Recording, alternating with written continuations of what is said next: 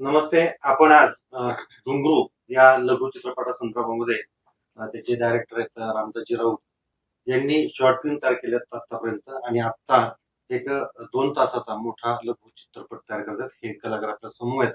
नमस्ते, तुमचं स्वागत आहे नमस्ते. स्टुडिओमध्ये. सर, तुम्हाला मी एक प्रश्न विचारला पहिल्यांदा की हा जो चित्रपट आहे घुंगरू, हा चित्रपट निर्माण करण्याच्या मागचा तुमचा हेतू काय होता?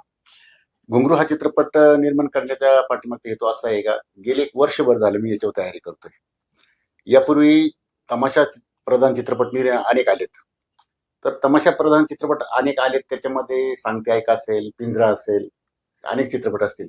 तर यामध्ये कुठली तरी एकच बाजू मांडली गेली आहे, तर दुसरी बाजू मांडली गेलेली नाही. पिंजरासारखा चित्रपट जर पाहायला गेला तर तिथं नर्तकीला आपण बदनाम केलेलं आहे, परंतु त्याची दुसरी बाजू दाखवली गेली नाही. तर ह्या चित्रपटातून मी घुंगरू या चित्रपटातून कलाकाराची जी खरी परिस्थिती आहे ती मांडण्याच्या ठिकाणी मी प्रयत्न करतोय. आणि निश्चितपणानं ह्या उद्याच्या नवीन वर्षामध्ये आपण हा चित्रपट प्रदर्शित करत आहे. आणि ह्या चित्रपटामध्ये आपण नामवंत कलाकार घेतलेले, त्याच्यापैकी तमाशा कलावंत जवळजवळ 70% तमाशा कलावंत आहे आणि 30% आमचे रेग्युलर टीमचे कलाकार आहे.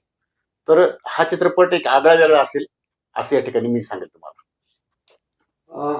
आता हे सगळं करत असताना आपल्या सर्वांना माहित आहे की खूप मोठ्या भांडवलाची गरज असते. सगळ्या सोर्सेस लागतात. Yes yes. आणि मराठी चित्रपट काही इतके पडद्यावर येत नाही. मंडळी एडिटिंग करतायत आणि म्हणून एक चांगलं कौतुक सर्वजण तुमचं लोकांचं करतात. तर ह्या चित्रपट तयार करत असताना कोणत्या व्यक्तींचा या ठिकाणी मदत लागली? याच्यामध्ये खऱ्या अर्थानं आमचे गुरुवारी आम्ही ज्यांना म्हणतो, गुरुस्थानी मानतो, ते आमचे वसंतनाना जगताप बेल्ला तमाशा महोत्सवचे अध्यक्ष यांची संकल्पना आहे की बाबा ह्या विषयावर हा चित्रपट व्हावा म्हणून त्यांनी मला सांगितलं. आणि त्या पुढे नंतर आम्ही लिखाण चालू केलं आणि जवळजवळ त्यांच्यासोबत जे असणारे त्यांची जी साई समर्थ सहकारी पतसंस्था असेल, त्यांचे मित्रवर्ग असेल, आमच्या सांगली जिल्ह्यातले पापाबाई बोरगावकर आहेत, पार्लेकर सर आहेत, संजय थोरात आहेत, असे मान्यवर लोक यांनी खऱ्या अर्थाने उभारी दिल्यामुळे हे चित्रपटामध्ये निर्मितीमध्ये मी माझं काम चालू केलं. आणि उद्याच्या ह्या कार्यक्रमासाठी ही सर्व लोक तन मन धनाने माझ्यापर्यंत येणारे, मला मदत करणारे. आणि हा घुंगरू चित्रपट जास्तीत जास्त कशा पद्धतीने चांगला होईल यासाठी आमचे दुसरे एक मित्र बाबाजी कोरडे म्हणून खेडचे आहेत, तमाशा कलावंतावर प्रेम करणारे आहेत. आणि ते सुद्धा मला म्हटले की सर, मी तुमच्या या शूटिंगच्या टाइमला येऊन तुम्हाला माझ्याकडनं काही मदत होईल त्याप्रमाणे तेही सहकार्य करणारे. असे माझे शिरूरचे काही सहकारी मित्र आहेत. अशा सगळ्यांच्या संगनमताने हा प्रोजेक्ट आपण करत आहोत आणि निश्चितपणाने तो चांगला होईल. आता सर्वात महत्वाचं जे उत्सुकता असते सर्व लोकांना, याच्यात कलाकार कोण? याच्यामध्ये कलाकार जर म्हटलं तर आमच्या शेजारी बसलेल्या आमच्या ताई अलकाताई जोगदंड आहे, अभिनेत्री. रमेशजी पुढे आमचे नवीन कलाकार आहेत, तसे त्यांना पहिल्यांदा संधी देतोय. आणि जुन्या कलावंतामध्ये जर म्हटलं तर आमचे राजेंद्र तामाणे आहेत, त्यासोबत याच्यामध्ये पापाबाई बोरगावकर आहे. आणि सांगली जिल्ह्यातून खऱ्या अर्थानं घुंगरू ह्या चित्रपटाची निर्मिती करण्यामध्ये ज्या आमच्या भगिनी आहेत, शोभाताई लाखे, यांनी त्यांची व्यथा पाठीमागं आपल्या मुलाखतीमध्ये मांडली होती. आणि तो सगळा सारांश पाहता त्यांना महत्वाची भूमिका दिलेली आहे, त्यामध्ये तेही काम करणारे. आणि खऱ्या अर्थाने याच्यामध्ये 6 नृत्यांगना आहे, म्हणजे आपण 6 लावण्या तयार केलेल्या आहेत, निर्मिती केलेली आहे. त्या 6 लावण्यामध्ये आमची पहिली लावणीची मानकरी आहे रेश्मा परतेकर, की ज्या लावण्यवतीने आपल्या 7 समुद्रापलीकडे आपली लावणी पोहोचवली. असे त्या आमच्या ताई रेश्मा परतेकर आहे. दुसऱ्या आमच्या या प्राजक्ता माटे म्हणून आहेत, ते गोडेगावचे आहेत, तर त्या सुद्धा चांगल्या प्रकारची एक लावणी सादर करणारी. आमच्या 3ऱ्या नंबरच्या आहेत ते श्रुती भोसले म्हणून आहे, त्या पुण्याच्या आहेत, ऑर्केस्ट्रामध्ये चांगलं काम करतात, त्यांची लावणी आहे.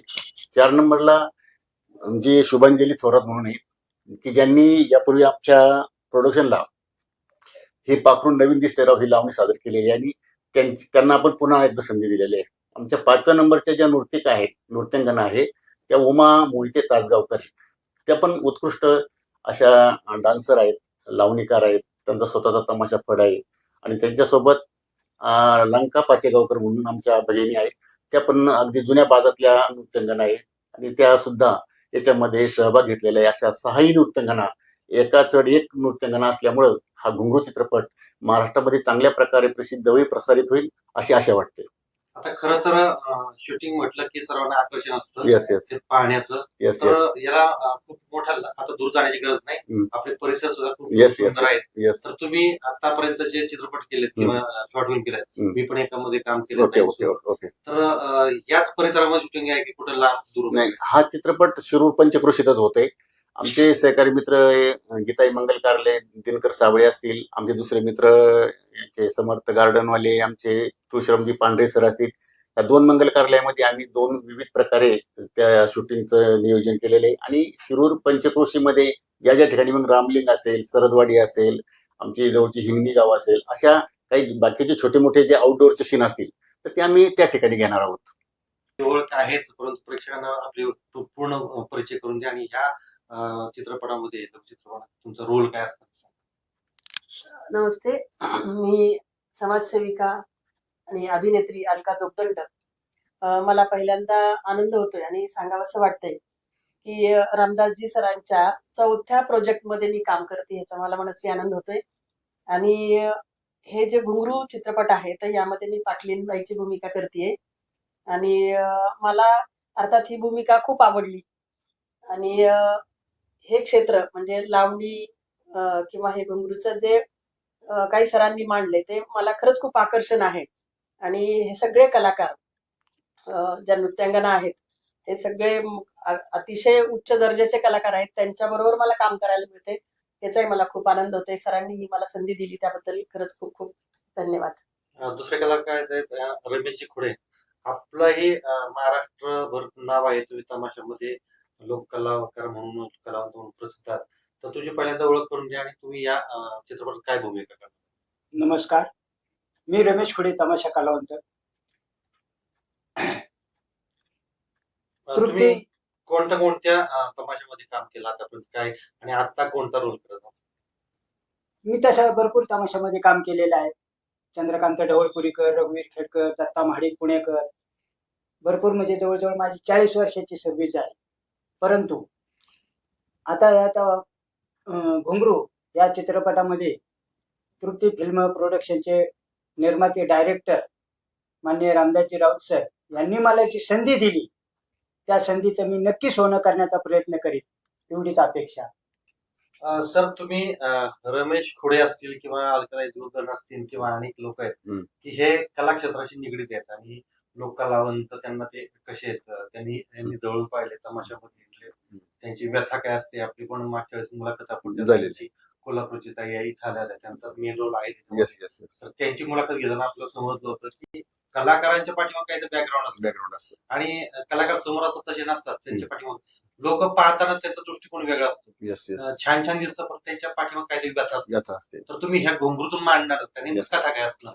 यामध्ये घुंगरू अशी कथा आहे याच्यामध्ये की महाराष्ट्रामध्ये अनेक कला केंद्र आहेत.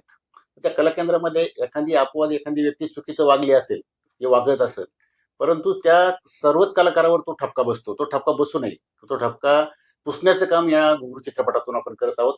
कारण आपण काल परवा टीव्हीला पाहिलं, कुणीतरी कला केंद्रात नर्तकीचा इथं खून झाला किंवा काही ठिकाणी एखादी सुसाईड करून घेतलं. ह्या गोष्टी घडू नये आणि त्या का घडतात त्या प्रकर्षाने मांडण्याचं काम या ठिकाणी आम्ही या घुंगरू चित्रपटामध्ये करतो. आणि कला केंद्र चालवताना समाजाचा जो पाहण्याचा दृष्टिकोन आहे हा तो बदलला पाहिजे. म्हणजे कलावंताकडून जी कला आपल्याला आकर्षित करायची किंवा कलेवर आपलं प्रेम आहे, ती कला सादर करण्याचं त्यांना जे आपण त्यांच्याकडे पाहतो त्याप्रमाणे ते कलाकार सादर करत असतात. परंतु त्याचा चुकीच्या अर्थाने ह्या रसिकांनी किंवा बाकीच्या आताच्या युवा पिढीने घेऊ नये, अशा पद्धतीचा आपला प्रयत्न राहील. आणि कलाकारांची जी सुखदुःख आहे, ती व्यथा आहे, ती या ठिकाणी आपण मांडत आहे. कारण आज एक कलाकार, डान्स करणारी कला केंद्रातली नर्तिक असेल किंवा ढोलकी वादक असेल, पेटी मास्तर असेल, इतर कलाकार असतील, एका कलाकारा पाठीमागे 10 ते 12 लोक कुटुंबातली त्याच्या माणसं असतात आणि ते त्याच्यावर त्याचं जीवन उदरनिर्वाह चाललेला असतो.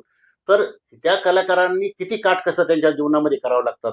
आजच्या आधुनिक युगामध्ये बघा, आता हे सर्व इलेक्ट्रॉनिक झालेलं आहे वाद्य, आणि खरा कलाकार असेल, ढोलकीपटू असेल, आमचा पेटी मास्तर असेल, ही कला अशी लोप पावत चाललेली आहे. तर ती कला ऊर्जित अवस्थेला येण्यासाठी या घुंगरू चित्रपटामध्ये वास्तव दाखवण्याचा माझा हा छोटासा प्रयत्न आहे आणि तो निश्चितच समोरच्या रसिक मायबापांना आवडेल असा मला विश्वास वाटतो.